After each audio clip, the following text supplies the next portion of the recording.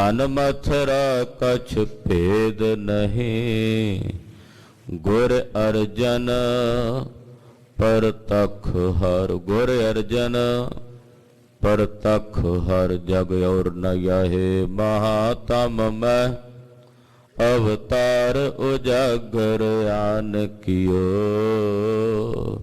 तिनके दुख कोटक दूर गए, मथुरा जिन अमृत नाम पियो। एह पद्धत ते मत चूक रे मान, भेद बभेद न जान बियो। पर तछ हृदय गुर अर्जन कै, हर पूरन ब्रह्म निवास लियो।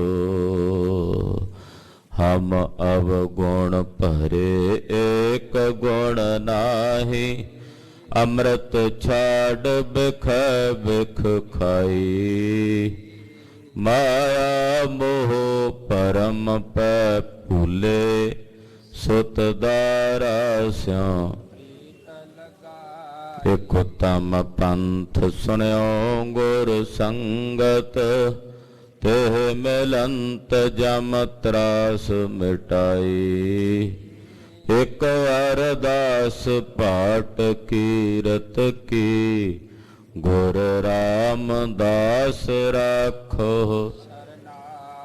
सो कहो टल, गुर सेविय अहनस सहज। दर्शन परसे गुरु कै, जन्म मरण दुख जाए। होवै सिफत खसंबंधी, नूर अरसह कुर सह चटिया। तुद डिठे सच्चे पातशाह, मल जन्म जन्म दे कटिया। सज्जन सच्चा पातशाह, सिर साहां साहो। जिस पास बैठिया सोहिए, सभना दावे साहो। सतनाम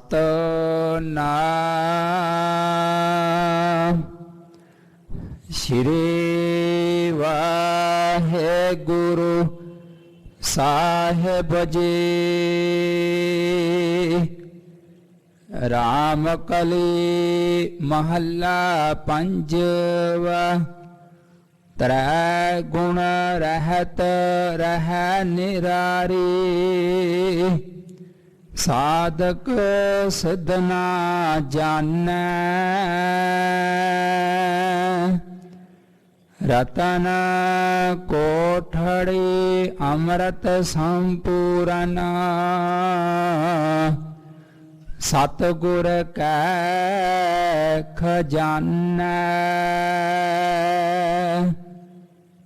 त्रै गुण रहत रह निरारी, साधक सिद्धना जानै।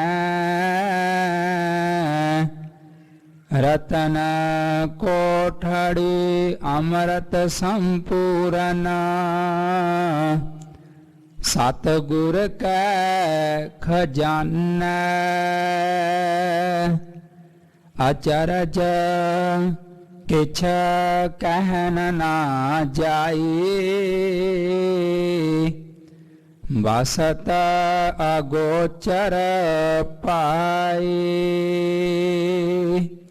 रहाओ मोल नाही कछ करन जोगा,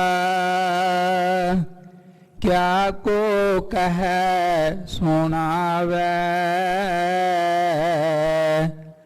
कथन कहन को सोजे नाही,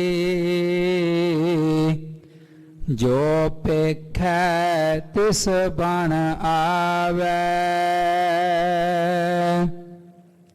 सोई जान करन हार, कीता क्या बेचारा। ਆਪਣੀ ਗਤ ਮਿਤ ਆਪੇ ਜਾਣੈ, ਹਰਿ ਆਪੇ ਪੂਰ ਭੰਡਾਰਾ। ਐਸਾ ਰਸ ਅੰਮ੍ਰਿਤ ਮਨ ਚਾਖਿਆ, ਤ੍ਰਿਪਤ ਰਹੇ ਆਗਾਈ। ਕਹੋ ਨਾਨਕ ਮੇਰੀ ਆਸਾ ਪੂਰੀ, ਸਤਿਗੁਰ ਕੀ ਸਰਣ ਆਈ। ਐਸਾ ਰਸ ਅੰਮ੍ਰਿਤ ਮਨ ਚਾਖਿਆ, ਤ੍ਰਿਪਤ ਰਹੇ ਆਗਾਈ। ਕਹੋ ਨਾਨਕ ਮੇਰੀ ਆਸਾ ਪੂਰੀ, ਸਤਿਗੁਰ ਕੀ ਸਰਣ ਆਈ। ਵਾਹਿਗੁਰੂ ਜੀ ਕਾ ਖਾਲਸਾ, ਵਾਹਿਗੁਰੂ ਜੀ ਕੀ ਫਤਿਹ। ਪਤਿਤ ਪਾਵਨ ਭਗਤ ਵਛਲ ਕਿਰਪਾ ਨਿਧਾਨ ਅਨਾਥ ਨਾਥ ਜਗਤ ਗੁਰੂ ਸ਼੍ਰੀ ਗੁਰੂ ਗ੍ਰੰਥ ਸਾਹਿਬ ਜੀ ਮਹਾਰਾਜ ਜੀ ਦੀ ਪਵਿੱਤਰ ਪਾਵਨ ਹਜ਼ੂਰੀ 'ਚ ਜੁੜ ਬੈਠੀ ਗੁਰੂ ਕੀ ਸਾਜੀ ਔਰ ਨਿਵਾਜੀ ਹੋਈ ਗੁਰੂ ਕਾ ਖਾਸ ਰੂਪ ਗੁਰੂ ਖਾਲਸਾ ਸਾਧ ਸੰਗਤ। ਅੰਮ੍ਰਿਤ ਵੇਲੇ ਤੋਂ ਨੌਵੇਂ ਪਾਤਸ਼ਾਹ ਜਗਤ ਗੁਰੂ ਸ਼੍ਰੀ ਗੁਰੂ ਤੇਗ ਬਹਾਦਰ ਸਾਹਿਬ ਜੀ ਦੇ ਪਵਿੱਤਰ ਇਤਿਹਾਸਕ ਸਥਾਨ ਗੁਰਦੁਆਰਾ ਸ਼੍ਰੀ ਦੁਖ ਨਿਵਾਰਨ ਸਾਹਿਬ ਜੀ ਦੇ ਪਾਵਨ ਪਵਿੱਤਰ ਸੱਚਖੰਡ ਦਰਬਾਰ ਅੰਦਰ ਨਤਮਸਤਕ ਹੋ ਕੇ ਗੁਰਦੇਵ ਦੀ ਧੁਰ ਕੀ ਅਕਾਲੀ ਬਾਣੀ ਸਰਬਾਸਾ ਪੂਰਨ ਕਰਨੇ ਵਾਲੀ ਸ੍ਰੀ ਆਸਾ ਜੀ ਦੀ ਵਾਰ ਦੇ ਸ਼ਬਦ ਕੀਰਤਨ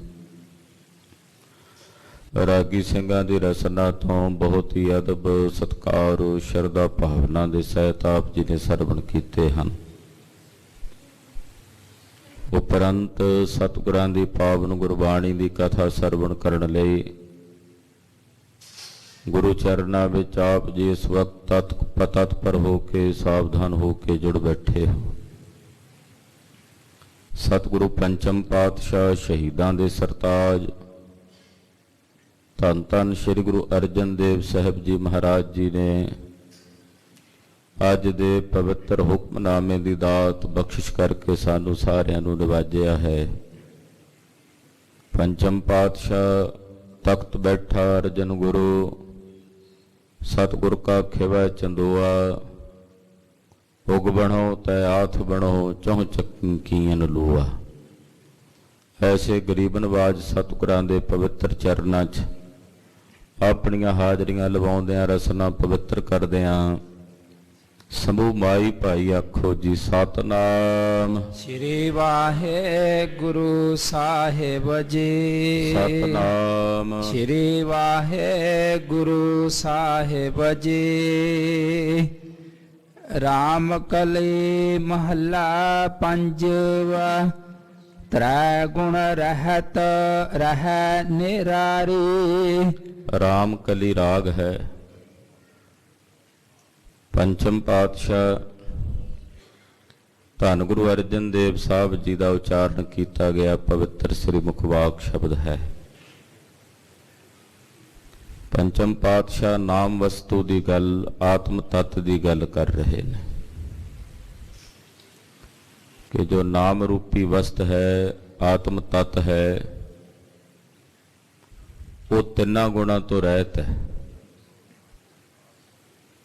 ਉਹਦੇ ਤੇ ਤਿੰਨਾਂ ਗੁਣਾਂ ਦਾ ਪ੍ਰਭਾਵ ਨਹੀਂ ਪੈਂਦਾ।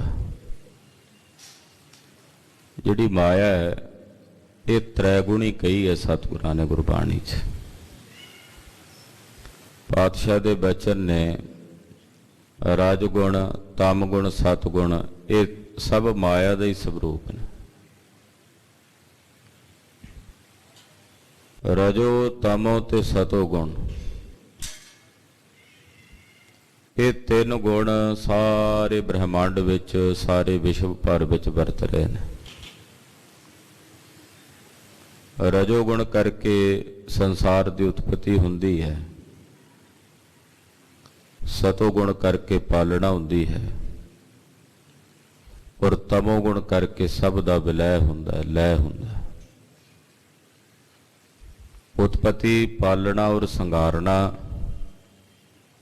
ਇਹ ਤਿੰਨ ਪ੍ਰਕਿਰਿਆਵਾਂ ਪੂਰੇ ਸੰਸਾਰ ਭਰ ਵਿੱਚ ਨਿਰੰਤਰ ਇੱਕ ਰਸ ਚੱਲਦੀਆਂ ਰਹਿੰਦੀਆਂ।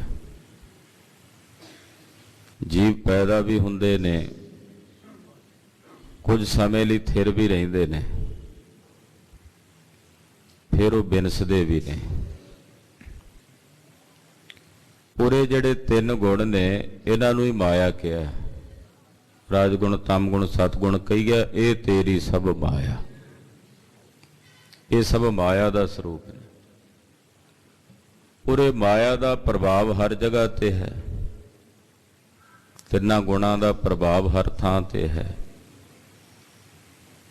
ਪਰ ਕੋਈ ਐਸਾ ਤੱਤ ਹੈ ਜਿੱਥੇ ਨਾ ਤਿੰਨਾਂ ਗੁਣਾਂ ਦਾ ਪ੍ਰਭਾਵ ਨਹੀਂ ਪੈਂਦਾ, ਜਿੱਥੇ ਨਾ ਤਿੰਨਾਂ ਗੁਣਾਂ ਦਾ ਅਸਰ ਨਹੀਂ ਪੈਂਦਾ, ਤਾਂ ਉਹ ਹੈ ਸਾਡੀ ਨਿਜ ਆਤਮ ਸਰੂਪ, ਆਤਮ ਤੱਤ, ਜਿਸ ਦੀ ਪ੍ਰਾਪਤੀ ਨਾਮ ਦੀ ਸਾਧਨਾ ਦੁਆਰਾ ਹੁੰਦੀ ਹੈ। ਉਹਦੇ ਤੇ ਤਿੰਨਾਂ ਗੁਣਾਂ ਦਾ ਕੋਈ ਅਸਰ ਨਹੀਂ ਪੈਂਦਾ। ਤ੍ਰੈ ਗੁਣ ਰਹਿਤ ਰਹਿ ਨਿਰਾਰੀ, ਉਹ ਤਿੰਨਾਂ ਗੁਣਾਂ ਦੀ ਰਹਿਤ ਤੋਂ ਨਿਰਾਰੀ ਅਵਸਥਾ ਹੈ, ਨਿਰਾਲੀ, ਜਿਹਦੇ ਤੇ ਨਾ ਤਿੰਨਾਂ ਗੁਣਾਂ ਦਾ ਕੋਈ ਅਸਰ ਨਹੀਂ, ਤਿੰਨਾਂ ਗੁਣਾਂ ਦਾ ਕੋਈ ਪ੍ਰਭਾਵ ਨਹੀਂ। ਇਹਨਾਂ ਤਿੰਨਾਂ ਗੁਣਾਂ ਤੋਂ ਪਰੇ ਇੱਕ ਐਸੀ ਅਵਸਥਾ ਤੁਰਿਆ ਪਦ, ਜਿਹਦੇ ਵਿੱਚ ਉਹ ਸਤਪੁਰਸ਼, ਨਾਮ ਰਸੀਏ ਪੁਰਸ਼ ਟਿਕੇ ਰਹਿੰਦੇ ਹਨ। ਖਾਲਸਾ ਜੀ, ਮਹਾਂਪੁਰਖ ਪਹਿਲਾਂ ਦੱਸਦੇ ਹੈ ਕਿ ਇਹਨਾਂ ਤਿੰਨਾਂ ਗੁਣਾਂ ਨੂੰ ਸਾਧੋ। ਤਮੋਗੁਣੀ ਬਿਰਤੀ ਦਾ ਤਿਆਗ ਕਰੋਗੇ ਤਾਂ ਰਜੋਗੁਣ ਆਏਗਾ। ਪਰ ਰਜੋਗੁਣ ਵਿੱਚ ਜਦੋਂ ਬੰਦਾ ਸੁਖੀ ਹੋ ਜਾਂਦਾ, ਕਿਉਂਕਿ ਰਜੋਗੁਣ, ਇਹਦੇ 'ਚ ਬੰਦੇ ਨੂੰ ਸੁਖ ਸਮਿਰਤੀ ਮਿਲਦੀ ਹੈ, ਤੇ ਜਿੰਨਾ ਬੰਦਾ ਜ਼ਿਆਦਾ ਸੁਖ ਸਮਿਰਦੀ ਵਿੱਚ ਹੁੰਦਾ ਹੈ, ਉਹ ਓਨਾ ਆਲਸੀ ਤੇ ਦਲਿਦਰੀ ਹੋ ਜਾਂਦਾ, ਮੁੜ ਕੇ ਫਿਰ ਤਮੋਗੁਣ 'ਚ ਖਚਤ ਹੋ ਜਾਂਦਾ। ਰਜੋਗੁਣ ਖਿੜ ਜਾਏ, ਉਹਦੇ ਲਈ ਜ਼ਰੂਰਤ ਹੈ ਸਤੋਗੁਣ ਦੀ ਵੀ, ਕਿ ਸਾਤਵਿਕ ਖਾਣਾ, ਸਾਤਵਿਕ ਬਿਰਤੀ ਰੱਖਣੀ, ਸਾਤਵਿਕ ਪਹਿਰਾਵਾ ਰੱਖਣਾ। ਉਹ ਸਤੋਗੁਣ ਜਦੋਂ ਹਿਰਦੇ 'ਚ ਵਧੇਗਾ ਤੇ ਫਿਰ ਰਜੋਗੁਣ ਵੀ ਜਿਹੜਾ ਉਹ ਖਿੜਨ ਲੱਗ ਪੈਂਦਾ। ਤੋ ਇਹਨਾਂ ਤਿੰਨਾਂ ਗੁਣਾਂ ਦੀ ਵੀ ਵੱਖੋ ਵੱਖਰੀ ਸਾਧਨਾ ਹੈ।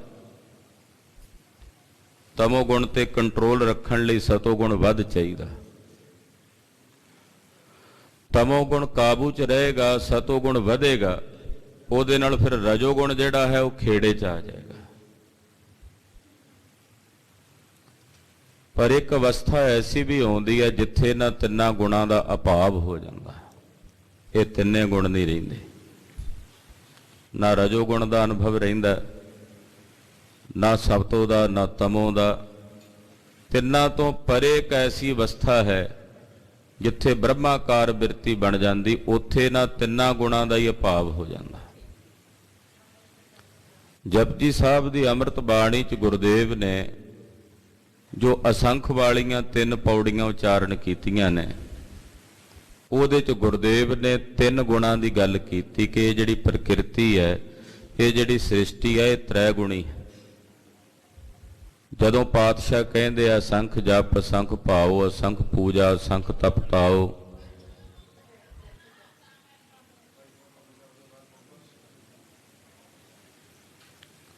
ਤਾਂ ਇਹ ਰਜੋਗੁਣ ਦੀ ਪ੍ਰਕਿਰਤੀ ਹੈ। ਰਜੋਗੁਣ ਵਿੱਚ ਜਪ ਹੁੰਦਾ, ਤਪ ਹੁੰਦਾ, ਰਜੋਗੁਣ 'ਚ ਭਾਉ ਜਾਗਦਾ ਹੈ। ਤਾਂ ਇਸ ਰਜੋਗੁਣੀ ਪ੍ਰਕਿਰਤੀ ਦਾ, ਰਜੋਗੁਣੀ ਸ੍ਰਿਸ਼ਟੀ ਦਾ ਗੁਰੂ ਬਾਬਾ ਜੀ ਨੇ ਜ਼ਿਕਰ ਕੀਤਾ। ਦੂਸਰੀ ਪੌੜੀ ਜਦੋਂ ਅਸੰਖ ਦੀ ਉਚਾਰਦੇ, ਅਸੰਖ ਮੂਰਖ ਅੰਧ ਘੋਰ, ਅਸੰਖ ਚੋਰ ਹਰਾਮ ਖੋਰ, असंख अमर कर जाहे जोर, असंख गल वड हत्या कमाए, असंख पापी पाप कर जाहे, असंख कुड़ियार कूड़े फिराए, असंख मलेछ मल पख खाए। ਤਾਂ ਇਸ ਪੌੜੀ ਵਿੱਚ ਗੁਰਦੇਵ ਨੇ ਤਮੋਗੁਣੀ ਸ੍ਰਿਸ਼ਟੀ ਦਾ ਜ਼ਿਕਰ ਕੀਤਾ। ਇਹ ਸਭ ਤਮੋਗੁਣੀ ਬਿਰਤੀ ਦੇ ਲੋਕ ਨੇ। ਗਲ ਵੱਢ ਕੇ ਹੱਤਿਆ ਕਮਾਉਣ ਵਾਲੇ, ਨਿੰਦਾ ਕਰਨ ਵਾਲੇ, ਮੂਰਖ ਗਵਾਰ, ਇਹ ਤਾਮਸੀ ਬਿਰਤੀ ਦੇ ਲੋਕ, ਤਮੋਗੁਣੀ ਸ੍ਰਿਸ਼ਟੀ। ਤੀਜੀ ਪੌੜੀ ਅਸੰਖ ਦੀ ਉਚਾਰਦੇ ਆ, ਅਸੰਖ ਨਾਮ ਅਸੰਖ ਥਾਮ, ਇਹਦੇ ਚ ਸਤੋਗੁਣੀ ਪ੍ਰਕਿਰਤੀ ਦਾ ਜ਼ਿਕਰ ਕੀਤਾ। ਅਗੰਮ ਅਗੰਮ ਅਸੰਖ ਅਸੰਖ, ਉਹ ਸਾਰੀ ਖੇਡ ਜਿਹੜੀ ਪਾਤਸ਼ਾਹ ਨੇ ਦੱਸੀ ਹੈ ਉਹ ਸਾਤਵਿਕ ਸ੍ਰਿਸ਼ਟੀ ਦੀ ਹੈ, ਸਤੋਗੁਣੀ ਸ੍ਰਿਸ਼ਟੀ ਦੀ ਹੈ।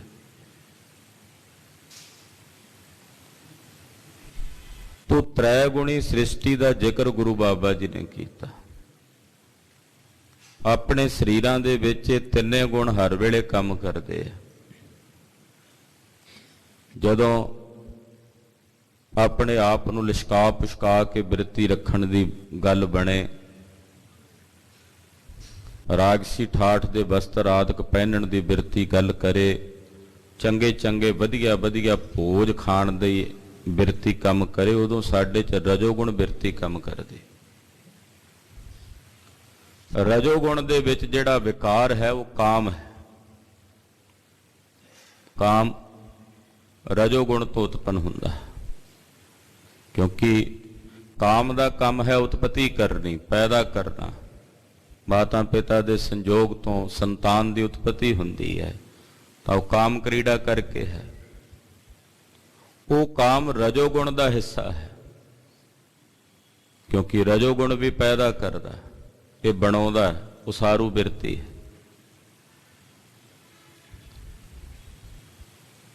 ਜਦੋਂ ਸਾਡੇ ਹਿਰਦੇ 'ਚ ਕ੍ਰੋਧ ਉਤਪੰਨ ਹੋ ਜਾਏ, ਮੋਹ ਦੀ ਬਿਰਤੀ ਆ ਜਾਵੇ, ਮਮਤਾ ਆ ਜਾਵੇ, ਮੈਲੇ ਕੁਚੈਲੇ ਬਸਤਰ ਪਹਿਨਣ ਨੂੰ ਚਿੱਤ ਕਰੇ, ਦਲਿਦਰੀ ਜਿਹਾ ਸਰੀਰ ਬਣਿਆ ਰਹੇ, ਉੱਠਣ ਨੂੰ ਚਿੱਤ ਨਾ ਕਰੇ, ਇਸ਼ਨਾਨ ਪਾਣ ਨੂੰ ਵੀ ਚਿੱਤ ਨਾ ਕਰੇ, ਤਾਂ ਉਸ ਵੇਲੇ ਸਾਡੇ 'ਚ ਤਮੋਗੁਣੀ ਬਿਰਤੀ ਕੰਮ ਕਰਦੀ ਹੈ। ਇਹਦੇ ਵਿੱਚ ਲੋਭ, ਇਹਦੇ ਵਿੱਚ ਮੋਹ ਔਰ ਕ੍ਰੋਧ ਦੀ ਬਿਰਤੀ ਜਿਹੜੀ ਵਿਕਾਰਾਂ ਦੀ ਉਹ ਕੰਮ ਕਰਦੀ।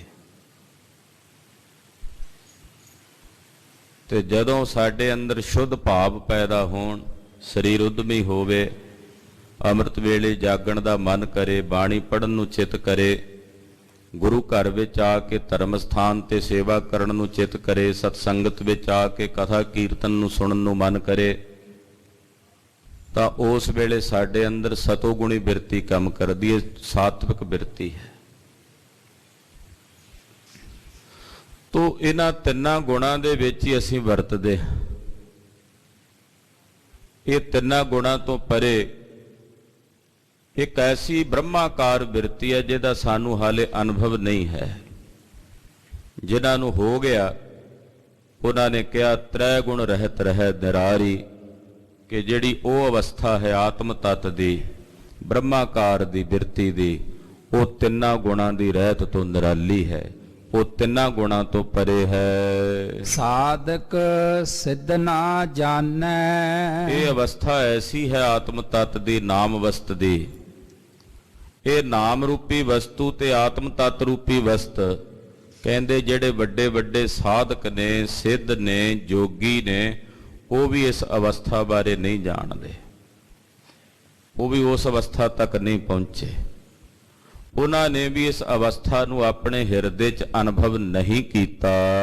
ਰਤਨ ਕੋਠੜੀ ਅੰਮ੍ਰਿਤ ਸੰਪੂਰਨ, ਸਤਿਗੁਰ ਕੈ ਖਜ਼ਾਨਾ।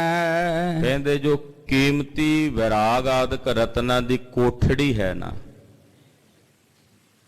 ਉਹ ਮੇਰੇ ਸਤਿਗੁਰਾਂ ਦਾ ਹਿਰਦਾ ਹੈ, ਮੇਰੇ ਗੁਰੂ ਦਾ ਹਿਰਦਾ ਹੈ। ਮੇਰੇ ਸਤਿਗੁਰਾਂ ਦੇ ਹਿਰਦੇ ਵਿੱਚ, ਖਜ਼ਾਨੇ ਵਿੱਚ ਸਾਰੇ ਸ਼ੁਭ ਗੁਣਾ ਰੂਪੀ ਕੀਮਤੀ ਰਤਨ ਹਨ। ਕੀਮਤੀ ਰਤਨ, ਸ਼ੁਭ ਗੁਣਾ ਦੇ ਕੀਮਤੀ ਰਤਨ, ਉਹ ਮੇਰੇ ਗੁਰਦੇਵ ਦੇ, ਮੇਰੇ ਸਤਿਗੁਰਾਂ ਦੇ ਖਜ਼ਾਨੇ ਵਿੱਚ ਹਨ ਜੀ। ਅਚਰਜ ਕਿਛ ਕਹਿਣ ਨਾ ਜਾਈ। ਇਹ ਭਾਈ ਜਿਹੜੀ ਉਹ ਅਵਸਥਾ ਹੈ ਨਾ ਆਤਮ ਅਵਸਥ, ਉਹਦੇ ਬਾਬਤ ਇਉਂ ਕਹਿ ਸਕਦੇ ਆ ਉਹ ਅਚਰਜ ਹੈ, ਉਹਦੇ ਬਾਰੇ ਕੁਝ ਕਿਹਾ ਨਹੀਂ ਜਾ ਸਕਦਾ, ਉਹ ਗੂੰਗੇ ਦੀ ਮਠਿਆਈ ਹੈ।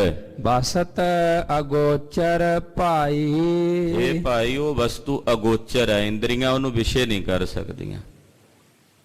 ਆ ਜਿਹੜੀਆਂ ਅੱਖਾਂ ਨੇ ਉਹਨੂੰ ਵੇਖ ਨਹੀਂ ਸਕਦੀਆਂ, ਕੰਨ ਉਹਨੂੰ ਆ ਸੁਣ ਨਹੀਂ ਸਕਦੇ, ਜ਼ੁਬਾਨ ਉਹਨੂੰ ਚਖ ਨਹੀਂ ਸਕਦੀ, ਉਹ ਅਗੋਚਰ ਹੈ, ਐਸੀ ਉਹ ਵਸਤੂ ਹੈ। ਰਹਾਉ ਮੋਲ ਨਾਹੀ ਕਛ ਕਰਨੈ ਜੋਗਾ, ਕਿਆ ਕੋ ਕਹਿ ਸੁਣਾਵੇ। ਉਹ ਜਿਹੜੀ ਖੇਡ ਹੈ ਨਾ ਨਾਮ ਵਸਤ ਦੀ, ਕਹਿੰਦੇ ਉਹਦਾ ਮੁੱਲ ਕਰਨ ਜੋਗੇ ਨਹੀਂ ਅਸੀਂ ਕਿ ਅਸੀਂ ਉਹਦਾ ਕੋਈ ਮੁੱਲ ਪਾ ਸਕੀਏ। ਮੋਲ ਨਾਹੀ ਕਛ ਕਰਨੈ ਜੋਗਾ, ਉਹ ਮੋਲ ਕਰਨ ਯੋਗ ਹੈ ਹੀ ਨਹੀਂ ਵੀ ਉਹਦੇ ਬਾਰੇ ਕੋਈ ਮੁੱਲ ਪਾਇਆ ਜਾ ਸਕੇ। ਕਈ ਚੀਜ਼ਾਂ ਦਾ ਮੁੱਲ ਅਸੀਂ ਪਾ ਲੈਨੇ ਆ ਜਿਹੜੀਆਂ ਬੜੀਆਂ ਬੜੀਆਂ ਦੁਰਲਭ ਵੀ ਹੋਣ, ਪਰ ਉਹਦਾ ਕੋਈ ਮੁੱਲ ਹੈ ਹੀ ਨਹੀਂ, ਕਿਉਂਕਿ ਉਹ ਮੋਲ ਯੋਗ ਹੈ ਹੀ ਨਹੀਂ, ਕਿਉਂਕਿ ਮੁੱਲ ਪਾ ਹੀ ਨਹੀਂ ਸਕਦੇ ਉਹਦਾ, ਉਹ ਅਮੋਲਕ ਹੈ। ਕਿਆ ਕੋ ਕਹਿ ਸੁਣਾਵੇ, ਕੋਈ ਕੀ ਕਹਿ ਕੇ ਸੁਣਾ ਸਕਦਾ ਵੀ ਉਹਦਾ ਕੀ ਮੁੱਲ ਹੈ। ਸਾਈ ਨਾਮ ਅਮੋਲ ਕੀਮ ਨਾ ਕੋਈ ਜਾਣ ਦੋ, ਉਹ ਨਾਮ ਅਮੋਲਕ ਖਜ਼ਾਨਾ ਹੈ, ਉਹਦੀ ਕੀਮਤ ਕੋਈ ਨਹੀਂ ਜਾਣਦਾ। ਕਥਨ ਕਹਿਣ ਕੋ ਸੋਝੇ ਨਾਹੀ, ਜੋ ਪੇਖੈ ਤਿਸ ਬਣ ਆਵੇ। ਜੇ ਕਥਾ ਵਿੱਚ ਕਹਿਣਾ ਚਾਹੀਏ ਉਸ ਨਾਮ ਦੀ ਵਡਿਆਈ ਨੂੰ, ਉਹਦੇ ਮੁੱਲ ਨੂੰ, ਤਾਂ ਕਹੀ ਨਹੀਂ ਜਾ ਸਕਦੇ, ਸੋਝੀ ਨਹੀਂ ਉਪਜਣੀ। ਅਸੀਂ ਕਿੰਨਾ ਕੁ ਕਹਿ ਸਕਦੇ ਹਾਂ, ਜਿੰਨਾ ਕੁ ਅਸੀਂ ਵੇਖਾਂਗੇ, ਪਰ ਜਿੰਨਾ ਅਸੀਂ ਵੇਖ ਰਹੇ ਹਾਂ ਕਿ ਉਤਨਾ ਕਾਫੀ ਹੈ। ਸਮੁੰਦਰ ਦੇ ਕੰਢੇ ਤੇ ਖਲੋ ਕੇ ਰੇਤ ਦੀ ਮੁੱਠੀ ਭਰ ਲਈਏ ਤੇ ਅਸੀਂ ਕੀ ਕਹਿ ਸਕਦੇ ਹਾਂ ਵੀ ਮੈਂ ਸਾਰੀ ਰੇਤ ਆਪਣੀ ਮੁੱਠੀ 'ਚ ਸਮੇਟ ਲਈ। ਉੱਥੇ ਤਾਂ ਢੇਰਾਂ ਦੇ ਢੇਰ ਲੱਗੇ ਨੇ, ਸਾਡੀ ਮੁੱਠੀ ਵਿੱਚ ਫੜੀ ਰੇਤ ਹੈ ਹੀ ਕਿੰਨੀ ਕੁ, ਕਿੰਨਾ ਕੁ ਅੰਤ ਪਾ ਸਕਦੇ ਹਾਂ। ਇੱਕ ਛੋਟਾ ਜਿਹਾ ਕਟੋਰਾ ਸਮੁੰਦਰ ਦੇ ਪਾਣੀ 'ਚੋਂ ਭਰ ਲਈਏ ਕਿ ਸਮੁੰਦਰ ਦਾ ਅੰਤ ਪੈ ਜਾਂਦਾ। ਸਾਡਾ ਕਟੋਰਾ ਉਹ ਹੈ ਹੀ ਕਿ ਦਿਮਾਗ ਰੂਪੀ ਕਟੋਰਾ ਕਿੰਨਾ ਕੁ ਹੈ, ਜਿੰਨਾ ਕੁ ਵੇਖਾਂਗੇ ਉਹਨਾਂ ਕੁ ਕਹਿ ਦਿਆਂਗੇ। ਇਸ ਕਰਕੇ ਵਾਹਿਗੁਰੂ ਪਰਮੇਸ਼ਰ ਦਾ ਨਾਮ ਇਤਨਾ ਕੀਮਤੀ ਹੈ, ਅਮੋਲਕ ਹੈ ਕਿ ਜੇ ਅਸੀਂ ਕਥਨ ਕਰਨ ਲੱਗੀਏ ਤੇ ਸਾਡੇ ਕੋਲ ਸੋਝੀ ਕੋਈ ਨਹੀਂ। ਜਿੰਨੀ ਕੁ ਸੋਝੀ ਮਹਾਰਾਜ ਜੀ ਬਖਸ਼ਦੇ ਨੇ ਉਹਨਾਂ ਕੁ ਕਹਿ ਦਿੰਦੇ ਆ, ਤੇ ਜਿੰਨਾ ਕੁ ਕਹਿ ਦਿੰਦੇ ਆ ਉਹਨਾਂ ਕੁ ਸਾਡੇ ਹਿਰਦੇ 'ਚ ਵਸ ਜਾਂਦਾ, ਉਹਨਾਂ ਕੁ ਵਸ ਜਾਂਦਾ, ਅੰਤ ਤਾਂ ਨਹੀਂ ਨਾ ਹੈ। ਇਸ ਕਰਕੇ ਪਾਤਸ਼ਾਹ ਕਹਿੰਦੇ ਜੋ ਪੇਖੈ ਤਿਸ ਬਣਿਆ ਵੈ, ਕਹਿਣ ਕਥਨ ਤੋਂ ਪਰੇ ਆਏ, ਪਰ ਜਿਹੜਾ ਵੇਖਦਾ ਨਾ ਇਸ ਨਾਮ ਅੰਮ੍ਰਿਤ ਨੂੰ, ਉਹ ਇਸ ਦੇ ਆਨੰਦ ਨੂੰ ਮਾਣਨ ਲੱਗ ਪੈਂਦਾ। ਕਹਿਬੇ ਕੋ ਸੋਭਾ ਨਹੀਂ ਦੇਖਾ ਹੀ ਪ੍ਰਵਾਨ, ਕਹਿਣ ਵਿੱਚ ਨਹੀਂ ਆਉਂਦਾ, ਪਰ ਜਿਹੜੇ ਦੇਖ ਲੈਂਦੇ ਆ ਉਹ ਫਿਰ ਉਸ ਪਰਮ ਆਨੰਦ ਨੂੰ ਮਾਣ ਲੈਂਦੇ ਹਨ। ਹਾਂਜੀ।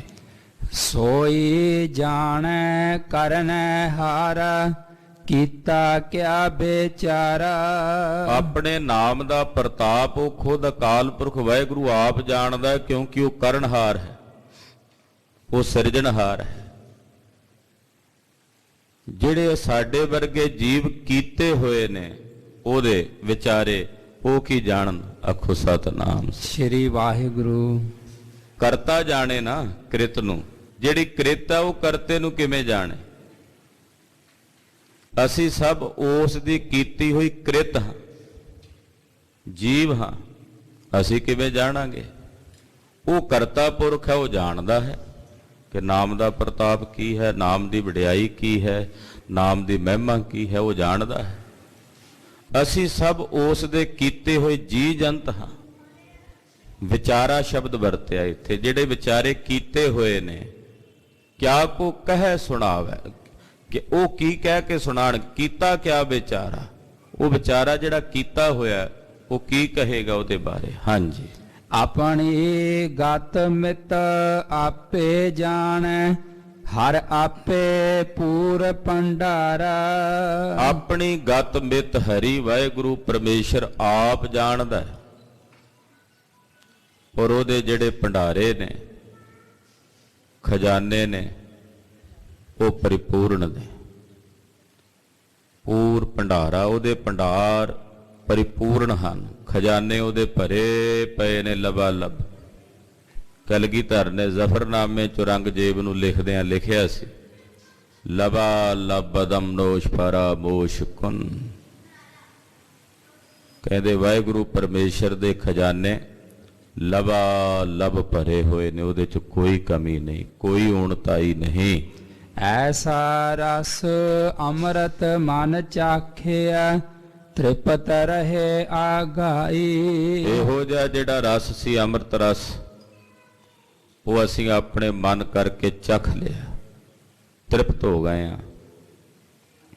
ਨਾ ਸਾਨੂੰ ਇਸ ਲੋਕ ਦੀ ਕੋਈ ਖੁਆਇਸ਼ ਰਹੀ ਹੈ ਅਗਾਈ, ਤੇ ਨਾ ਸਾਨੂੰ ਕੋਈ ਪਰਲੋਕ ਦੀ ਕਾਂਖਾ ਰਹੀ ਹੈ। ਉਧਰੋਂ ਵੀ ਰੱਜ ਗਏ, ਇੱਥੋਂ ਵੀ ਰੱਜ ਗਏ, ਦੋਹਾਂ ਜਹਾਨਾਂ ਵਿੱਚ ਰੱਜ ਗਏ, ਸੰਤੁਸ਼ਟ ਹੋ ਗਏ। ਕਹੋ ਨਾਨਕ ਮੇਰੀ ਆਸਾ ਪੂਰੀ, ਸਤਿਗੁਰ ਕੀ ਸਰਨਾਈ। ਸਤਿਗੁਰੂ ਗੁਰੂ ਨਾਨਕ ਸਾਹਿਬ ਦੇ ਘਰ ਦੀ ਸ਼ਰਨ ਚ ਆ ਕੇ ਮਹਾਰਾਜ ਪੰਜਵੇਂ ਪਾਤਸ਼ਾਹ ਅਖੀਰਲੀ ਪੰਗਤੀ ਚ ਕਹਿੰਦੇ, ਮੇਰੀਆਂ ਆਸਾਂ ਪੂਰਨ ਹੋ ਗਈਆਂ, ਮੇਰੀਆਂ ਆਸਾਂ ਸੰਪੂਰਨ ਹੋ ਗਈਆਂ। ਗੁਰਦੇਵ ਦੀ ਸ਼ਰਨ ਚ ਪੈ ਕੇ, ਸਤਿਗੁਰਾਂ ਦੀ ਸ਼ਰਨ ਚ ਪੈ ਕੇ ਮੇਰੇ ਮਨ ਦੀ ਆਸਾ ਪੂਰਨ ਹੋ ਗਈ ਹੈ, ਮੇਰੇ ਹਿਰਦੇ ਦੀਆਂ ਆਸਾਂ ਪੂਰਨ ਹੋ ਗਈਆਂ ਹਨ।